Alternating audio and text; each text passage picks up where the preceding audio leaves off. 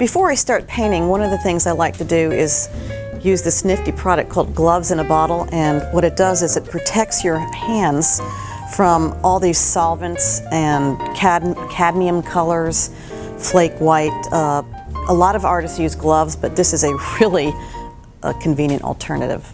So let's get going.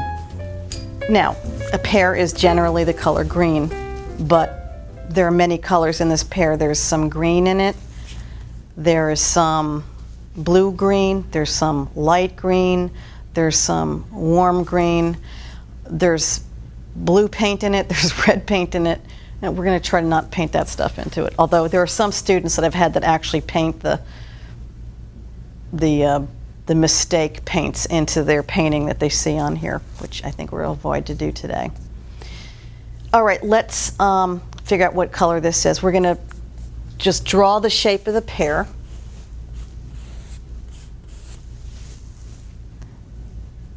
With the actual color that I'm going to block it in. And I'm just going to block it in with just one solid color green. So I'm going to mix the green, and I'm going to, well, first thing I do is just wipe some of these colors off of here and keep my palette a little bit cleaner.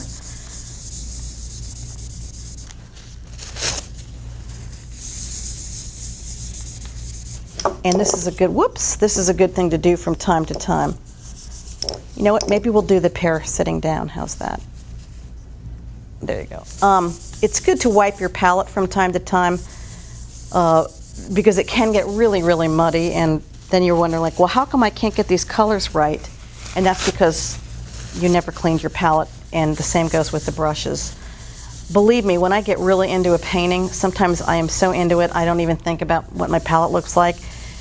And I look at my painting and it's starting to look muddy, and I'm like, oh my God, what's going on here? And I realize that I didn't clean my brush and I didn't clean my palette. So it's a good idea just to keep things, you know, somewhat, just stop every once in a while and just, you know, clean things off and not do with that.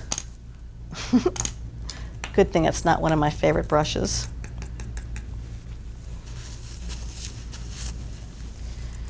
Okay, back to mixing green. Again, we used yellow, one of the yellows and one of the blues to mix variations of green.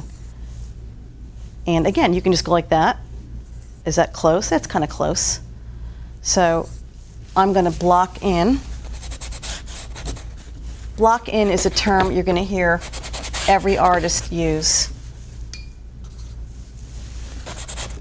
over and over and over again, every teacher, every instructor, because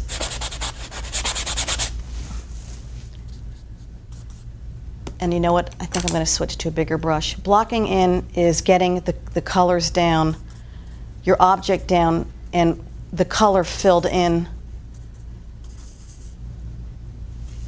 the object. That's the basic color that the apple is, or in this case, the pear. I'm going to put some cerulean blue right in that yellow and start to get something close to the yellow that's on the edge of the pear. Now I'm mixing my colors right on the canvas. So instead of mixing up a darker green, I'm going to take the cerulean blue and mix it with this green to get a darker green, which is the colors that we have here towards the bottom of the pear.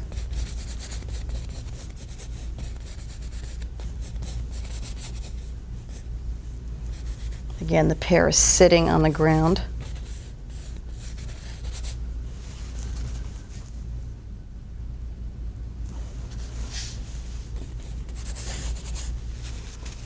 Now, there's a lot of blue in this thing, which I just noticed. So I'm going to do that. I'm just going to put, and notice I'm using the cerulean.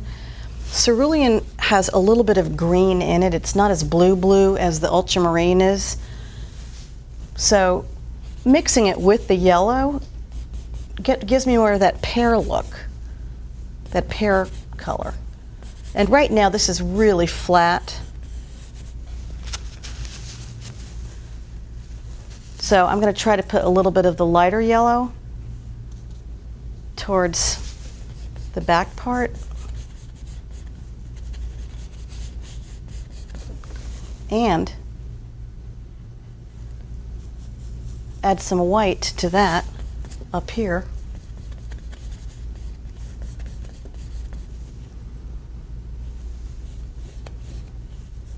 There's a little bit of a highlight coming down there. That's pretty bad looking. Let's see if we can fix this thing.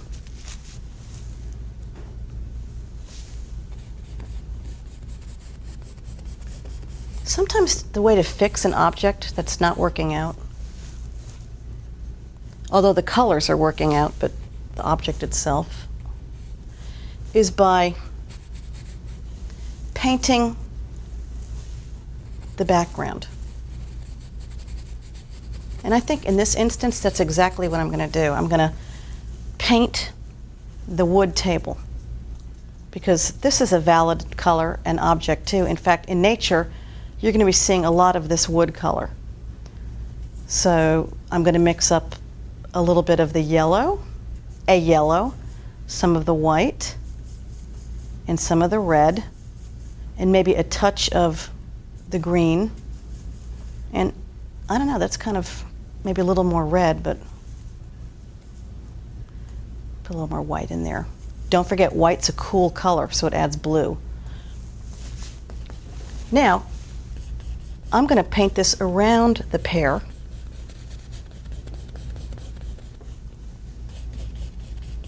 The table color.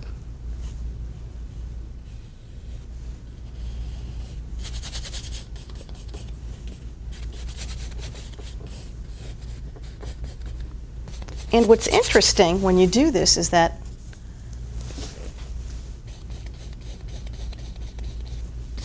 it really enhances the color, the green and the yellows and the colors of the pear. And this is called, not just background, but it's called negative space.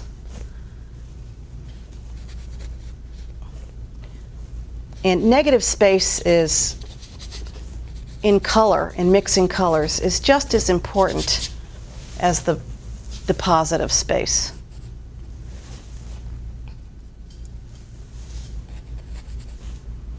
The positive space being the green and the pear.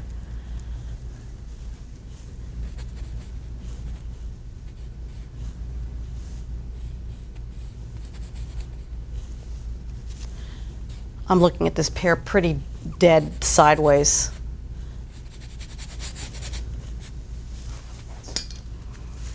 Okay, so you see how putting that color around can make a little bit of a difference? And in fact, if I wanted this to pop a little more, the green, the light green part, I would consider making it a little darker back there. And because we're artists, we can cheat and we can do anything we want. That's what's so great with color. And I'm just going to mix up kind of a darker, I'm using alizarin crimson and a little bit of the blue and a little bit of the white, a little bit of the yellow, making kind of this little mud kind of color. And I'm going to put it back here just to show you how you can modify the object by playing with the color around it. And last but not least, one of the things I like to do is sometimes bring in the background color into your subject matter, in this case the pear, you know, a little bit into some of the shadows. Sometimes that adds, you know, an interesting dimension.